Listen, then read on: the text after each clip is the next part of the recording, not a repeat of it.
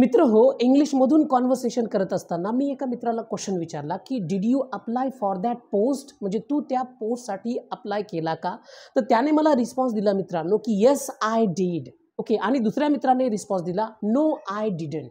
म्हणजे एकाच क्वेश्चनला या दोघांनी दोन वेगवेगळ्या पद्धतीने शॉर्टमध्ये रिस्पॉन्सेस दिलेले आहेत. येस आय डीड आणि नो आय डिडंट. याचा अर्थ काय मित्रांनो की इंग्लिशमधून विचारलेल्या प्रश्नाला शॉर्टमध्ये रिस्पॉन्स द्यायचा असतो. त्या ठिकाणी कंप्लीट सेंटेन्स यूज करायची गरज नाही. यूज केलं तर चालतं पण गरज नाही. तुम्ही शॉर्टकटमध्ये पण त्याला रिस्पॉन्स देऊ शकता.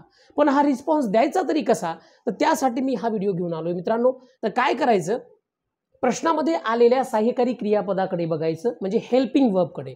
कुठले आहेत हेल्पिंग वर्ब? आता यांना हे वाक्याच्या सुरुवातीला येणारे ही सहाय्यकारी क्रियापदे जी आहेत या क्वेश्चनमध्ये ती बघायची, त्यांचाच यूज करायचा आणि त्याला एक तर होकारार्थी किंवा नकारार्थी रिस्पॉन्स द्यायचा. आता बघा, डज ही वर्क हिअर? आता एखाद्या ऑफिसमध्ये गेलात, तुम्हाला तुमचा दुसरा मित्र म्हणजे दिसला, अरे यार तो इथे काम करतो का? Does he work here?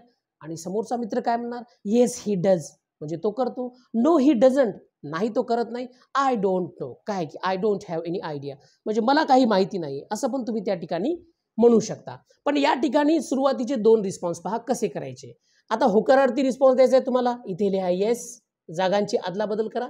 Yes he does, होय तो या ठिकाणी काम करतो, असा त्याचा अर्थ होतो. म्हणजे ही वर्क्स हिअर, एवढं लांब सेंटेन्स यूज करायची गरज नाही. किंवा आता निगेटिव्ह द्यायचं आहे, नो ही डझंट. तो जर काम करत नसेल तर काय म्हणायचं? नो ही डझंट, अरे यार तो इथे काम करत नाही. किंवा आय हॅव नो आयडिया असं म्हणू शकता. आय डोंट नो, मला काय माहीत.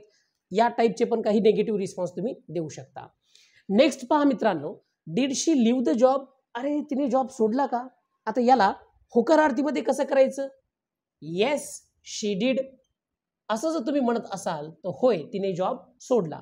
आणि सोडला नसेल, no she didn't, no she didn't, या टाईपमध्ये. Okay, she left the job, हे झालं पूर्ण सेंटेन्स.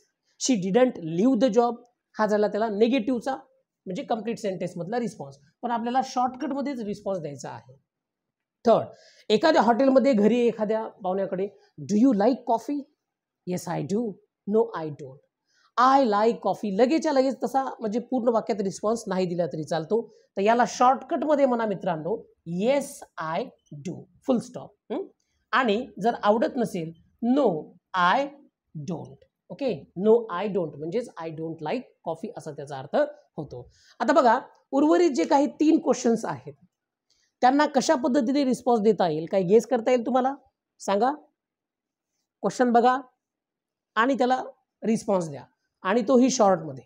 हां, चला. Fourth example, can I see your file? आता बऱ्याच जणांना सवय असते, तुमची पेन बघू का, हे बघू का, ते बघू का, पेन घेऊ का? ओके, आता या ठिकाणी मी तुझी फाईल बघू शकतो का, असा प्रश्न विचारलेला आहे. तर can I see your file, मी तुमची फाईल बघू शकतो का? आता समोरचा मला यू मध्ये उत्तर देईल. ओके, कारण की मी स्वतःहून त्यांना क्वेश्चन विचारत आहे. तर इथे येणार मित्रांनो, येस यू कॅन, जर समजा त्याची इच्छा असेल. Yes you can see my file, एवढं लांबलचक नाही बोललं तरी चालतं. Yes you can. आणि जर समजा त्याला मला परवानगी द्यायची नसेल, तो कम्फर्टेबल नसेल, तर तो काय म्हणेल? No you can't, no you can't, you can't see my file, असं पण तुम्ही म्हणू शकता. Fifth, will she marry me? अरे ती माझ्याशी लग्न करेल का? मी तिला प्रपोज करण्याचा प्लॅन करतोय, तुमचा मित्र म्हणून. येस शी विल, होय करील. आता होय करील जर म्हणायचं असेल तर इथे म्हणा yes she will, yes she will. आणि करणार नसेल तर काय म्हणणार?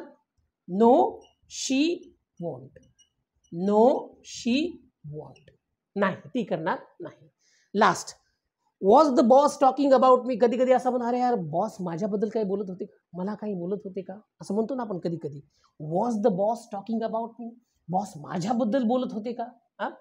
तर बोलत असतील तर येस ही वॉज म्हणा, होय ते तुझ्याबद्दल खूप काही ओरडत होते. आणि बोलत नसतील, नो ही वॉजंट, नो ही वॉजंट. तर या पद्धतीने मित्रांनो तुम्ही काय करू शकता की इंग्लिशमधून विचारलेल्या क्वेश्चनला शॉर्टकटमध्ये रिस्पॉन्स देऊ शकता. त्या ठिकाणी तुम्हाला कंप्लीट सेंटेन्स किंवा फुल सेंटेन्स यूज करायची गरज नाही. आय होप की हे तुम्हाला समजलं असेल. आता इथून पुढे जो कोणी तुम्हाला इंग्लिशमधून प्रश्न विचारेल त्याला शॉर्टकटमध्ये रिस्पॉन्स द्यायला शिका. Thank you very much.